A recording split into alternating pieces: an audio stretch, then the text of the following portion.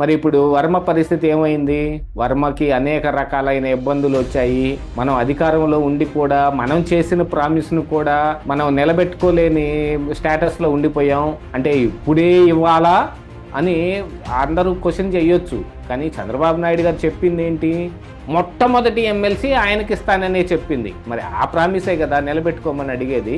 ఆ ప్రామిసే కదా మరి చంద్రబాబు నాయుడు గారు కూడా ఆ రోజు కూడా చేసింది. మొట్టమొదటి ఎమ్మెల్సీయే ఇస్తారని. మరి అది ఇవ్వలేదు. ఇంకేదన్నా ఇవ్వాల్సిందేమో, ఇంకేదైనా చూపించాల్సిందేమో. ఈ పాటికే దారి చూపించాల్సిన అవసరం ఉంది. కాకపోతే ఇక్కడ పిఠాపురంలో 2 పవర్ బేసులు ఉండటం అనే విషయానికి వచ్చేటప్పటికి జనసేన ఎప్పుడు అడ్డమే పడుతుంది.